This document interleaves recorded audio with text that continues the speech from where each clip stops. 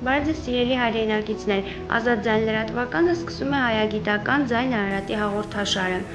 Այսօր մենք խոսելու ենք մեր հին հավատքի մասին։ Ինչպես գիտենք, հայ էթնոսը իր սկզբնավորումից ի վեր ունեցել է իր հավատքը։ Դրա վառ ապացույցն է նաև մեր ժառապատկերները, որոնք թերևս թվագրվում են մեր թվարկությունից առաջ 10-ից 12-րդ հազարամյակները, որտեղ առկա են բազմաթիվ պատկերներ, ժառագրեր, մեր այծերը, բազմաթիվ դիցեր, դիցուհիներ, մի խոսքով, այսինքն ի սկզբանե մենք ունեցել ենք մեր հավատքը, բայց այնուհետև ձևավորվել է մեր հավատքը, հայկազունիները եկել են, մեր Հայկ Նահապետը, անվանադիր Հայկը նույնպես Աստված էր, այդ ժամանակ ևս ձևավորվեց մեր տոմարը, հավատքը։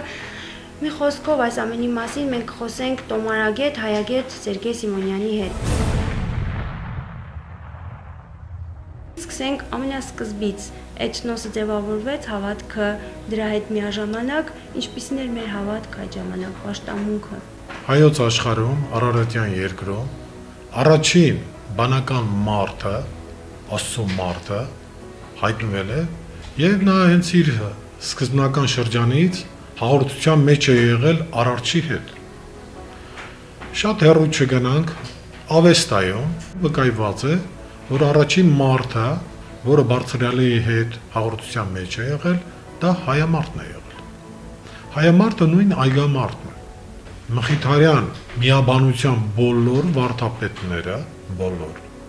նրանց հիմնադրից սկսած, ասում են, որ դրախտը Հայաստանում է եղել, Հայաստանում է, եւ առաջին դրախտում հայտնված արարված մարդը խոսել է հայերեն։ Մենք նախաքրիստոնեական հին ժամանակներից ունենք Աստված հայերեն բառը, իսկ ունենք մենք վկայություն, որ այդ բառը հայոց մեջ եղել է, իհարկե ունենք։ Այդ վկայության մասին Ղևոն Դալիշյանը մեր հին հավատքը ուսումնասիրության մեջ ասում է, որ Հայկը, երբ որ առաջին բնակատեղին կառուցեց եւ Բերդը, եւ այդ բնակատեղին կոչվեց Հայկի անունով Հայկաշեն եւ միաժամանակ նաեւ Աստվածաշեն։ Այսինքն սա այնպիսի մի վկայություն է, որ մեր հավատքում մենք իհարկե գիտենք միհրականությունը մեր տարածքից ամբողջ աշխարհում հռոմ գնաց հասավ եւ տարածվեց։ Եվ այդ միհրականությունը համարել պարսկական դառնվածը ծիծաղ է առաջացնում։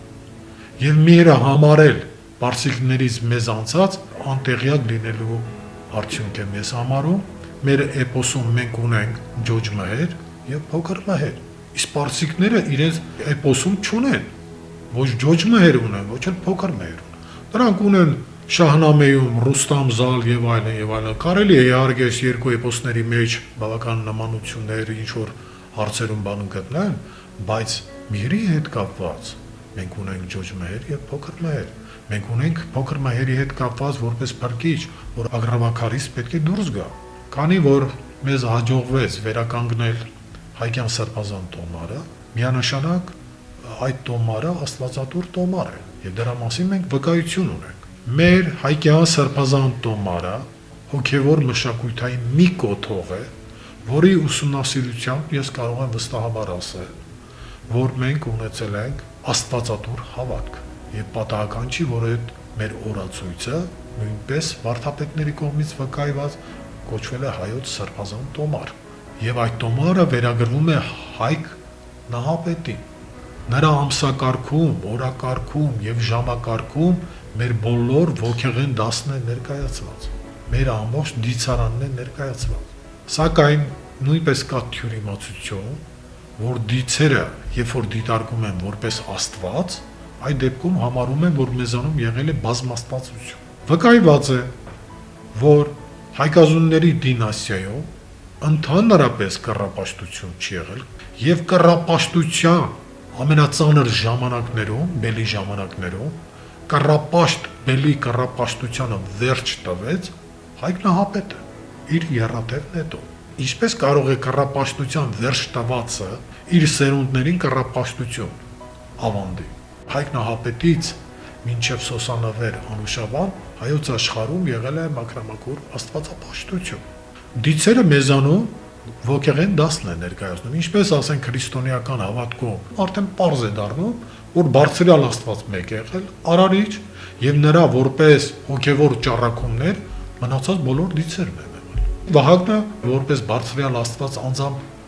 վիշապի հետ չէր կառվում, ինչպես Միքայելը հրեշտակապետը վիշապի հետ կառվում է։ Մեզանում այդ գործը կատարում էր Վահագնը, որովհետեւ նա բարձրյալ Աստծո հրեղեն զորությունն է։ Հայոց մեջ եղել է մակրամակուր Աստվածապաշտություն եւ բարձրյալ Աստվածը արև Աստվածը, այսպես ասեմ, որովհետեւ ժողովրդի մեջ տարածված է եղել նաեւ արևապաշտություն հասկացողությունը։ Ցավոք սրտի որոշ մարդիկ արևապաշտությունը լուսատուի պաշտամունքի հետ շփոթեցին։ Արևը ինքը լուսատու չէ, արևը կենաց լույսն է, իսկ լուսատուն արեգակն է։ Հայոց լեզվամտածողությունը արևը կենաց լույսի, կենաց խորհրդում է։ Այսինքն մենք պաշտել ենք կենաց լույս։ Իսկ բարձրյալը ինքը կյանք է, անսահման, անվերջ կյանք։ Միակ բացարձակ կյանքի խորհուրդը հենց Աստվածն է, որ կա։ Մեզանում նաև մեր հավատքը կոչվել է բարեպաշտություն։ Իսկ քանի որ բնությունը համարվում էր բարձրյալ արարիչ Աստծո արարչագործություն, դրա համար այդ արարված բնության կլինի ջուր, քար, ծառ, թռչուն, բոլորի հետ էլ կապված հայ մարդը հարգալից վերաբերմունք է ունեցել։ Չկա մի լուրջ հավատք, որը չունենա իր ոգեղեն դասը։ Հնում այդ ոգեղեն դասը կոչվում էր դիցեր, դիցարան։ Այսինքն դիցարանը ամբողջ հիմնական ոգեղեն Աստծո զորությունները, որոնք որ կային, դիցարանում ամփոփված է։ Բարձրյալ հայկը մեզանում վկայված է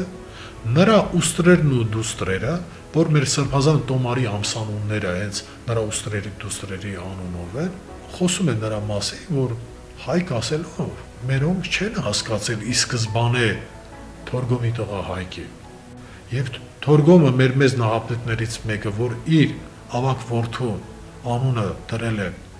հայկ, նկատի են ունեցել, որ այդ ծնունդը բարձրյալ Աստծո մարմնավորում է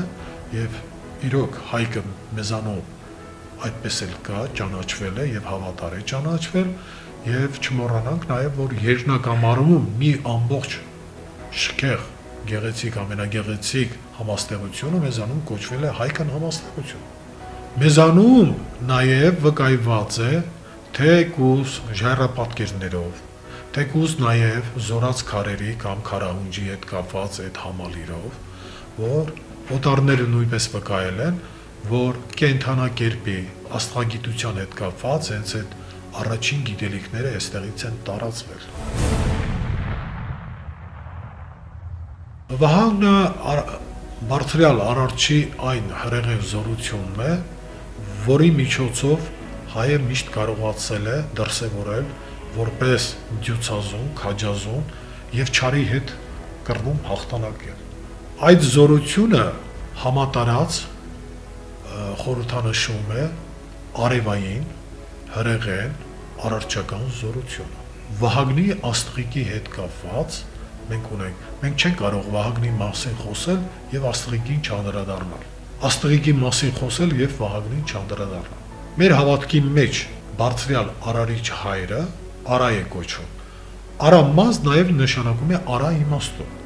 Դիցամայրը կամ աստվածամայրը Անահիտն է։ Այս երկուսի հոր եւ մոր արտացոլումները որպես ուստր եւ դուստր արդեն մեզանում մենք ունենք Վահագնին եւ աստղիկին։ Այնինչ արական հայրականից այդ զորությունը մեզանում որ ունենք, մեզանում դա հանդես է գալիս որպես Վահագը, ոգեղեն զորություն։ Այնինչ որ մայրականից է մեզանում արկա լինում, դա հանդես է գալիս որպես աստղիկ։ Բոլոր ոգեղեն զորությունները մեր դիցարանում նշված արկա են եւ մակրոկոսմոսում մեծ աշխարհում եւ միկրոկոսմոսում։ Այսինքն մենք բոլոր այդ զորությունները ունենք, բայց Աստված ամբողջությամբ իր մեջ ունի այդ բոլոր զորությունները։ Կոնկրետ դիցերը, աստվածային զորությունները կամ աստվածությունները որոշակի նպատակ է հետապնդում նրանց գործառություն են իրականացնում արարչական առումով։ Անահիտը ոսկե մայրն է, քանի որ կոչվում է ոսկե հատ, ոսկե ծղի, ոսկե մայր, ոսկե ծան, ոսկին արեգակի մետաղն է, ոսկին արևի լուսեղեն ճառագումների խտացումից թանդրացումից է առաջանում, այս ամենը հուշում են, որ մենք գործ ունենք ոչ թե երկրային մոր հետ, այլ մենք գործ ունենք ոգեղեն ոսկեմոր հետ։ Եվ նրանից ծնվածները բոլորը արևային զորություններ են։ Դրա համար էլ Անահիտը կոչվում է դիցամայր։ Աստղիկը մեզանով, որը ջրերի հետ է կապվում, աստղիկ մենք ասում ենք միայն մի աստղի։ Երկնակամարում բազմաթիվ աստղեր կա, բայց այդ աստղերից միայն մեկին է մենք անվանում աստղիկ։ Եվ այդ աստղիկը արուսյակ աստղիկն է, որը ասենք Եգիպտոսում Սիրիոսն է։ Դրա համար մեր նավասարդ ամսվա աստղիկի օրը, Վարդավառի օրը, հենց արուսյակ աստղիկը արեգակնային ամբարձումից հետո, որ առաջին անգամ հայտնվում էր, հենց այս ժամանակներում ամառնամուտին մենք նավասարդ ամսվա աստղիկի օրը նշում էինք Վարդավառ, եւ այդ օրն էր, որ նաեւ վկայված է, որ Վահագնի զորությունը մտնում էր աստղիկի տաճար։ Դա է պատճառը, որ նաեւ աստղիկի մեյանը կոչվում էր Վահագնի սենյակ։ Դա նշանակում է, որ այդ օրը արևային, արական, արարչական, հրեղեն, ոգեղեն այդ զորությունը, Վահագնի զորությունը ինքը հաղորդության մեջ է մտնում մեզանով, ուրեմն աստեղային, լուսավոր զորության հետ, աստղիկի հետ։ Աստղիկը մեզանում մեր հայ մարդու մոտ ներկայացնում է անձը, իսկ Վահագնը ներկայացնում է հրեղեն անհատականությունը։ Եվ այս անհատականությունը հրեղեն հաղորդության կարողանում է վիշապի կապանքներից, այսպես այլաբանորեն ասած, ազատագրել, մարդը ինքը ամբողջանում է